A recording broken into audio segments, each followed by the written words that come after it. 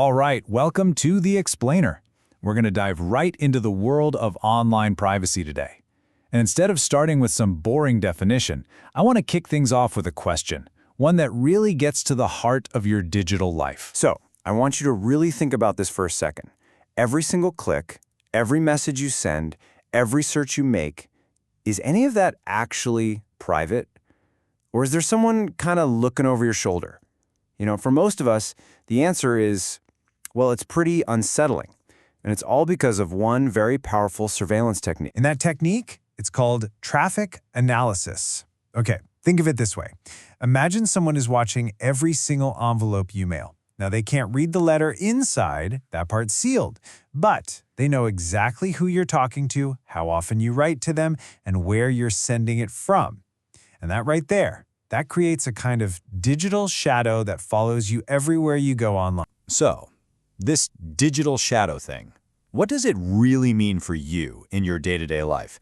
Because this isn't some abstract techie concept. No, it has very real, tangible consequences. Let's break down how this can hit you where it hurts. Financially? Well, what if an online store sees you're browsing from a fancy zip code and decides to quietly bump up the price just for you? Professionally? Your boss could be monitoring the company network, seeing who's maybe polishing up their resume or looking for a new gig.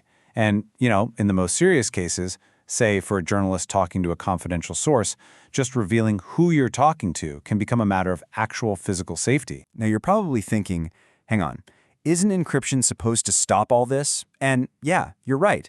But here's the catch. Your data's kind of like a letter, right? The payload, that's the message itself. It's encrypted. It's all scrambled and totally unreadable. But the header, which is like the digital envelope it's sent in, that's wide open.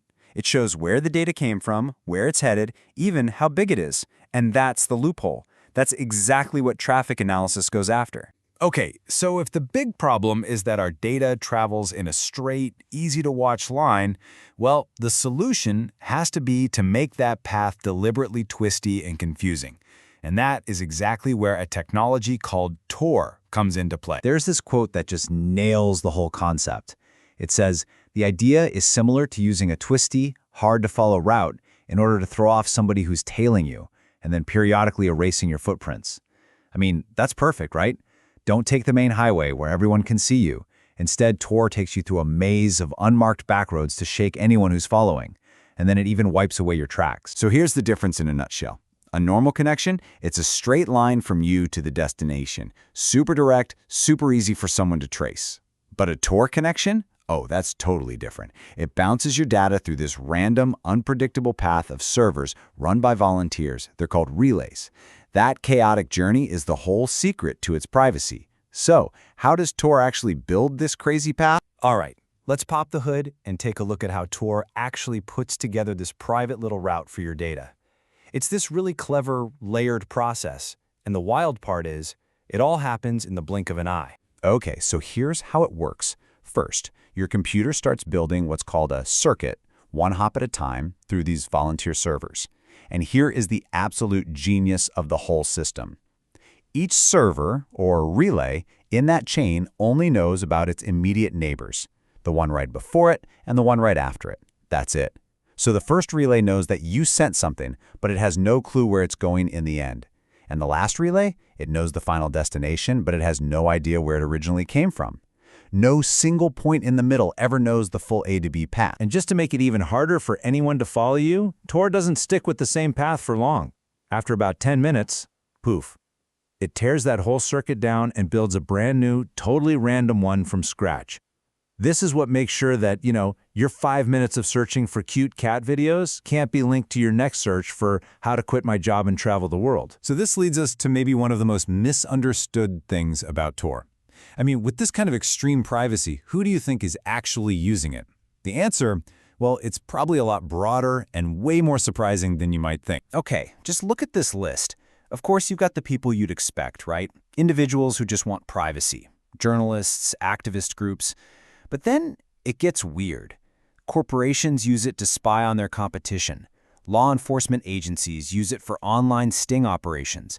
And get this, even a branch of the U.S. Navy uses it for gathering intelligence. It's wild. And that right there, that incredible diversity, that's the secret sauce to its security. It's all about being hidden in a crowd.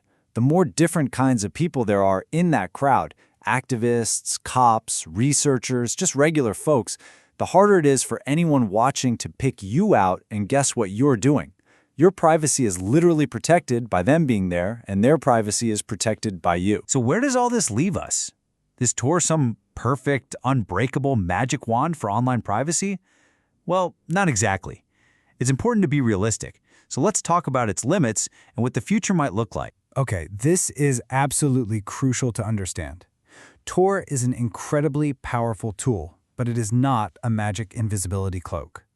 All it does is protect the transport of your data, the path it takes across the internet.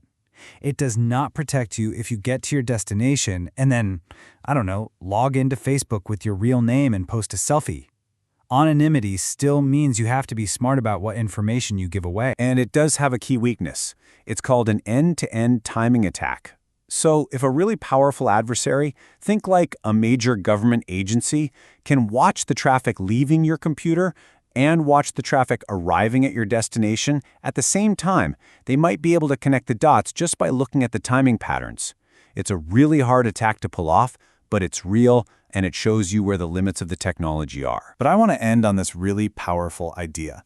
Tor's strength doesn't come from some big tech company. It comes from its community, from people. Every single new user, every new volunteer running a relay adds more diversity. It makes that crowd bigger and a safer place to hide. And that really puts the control over your own security and privacy back into your hands. So it leaves us with one last thought.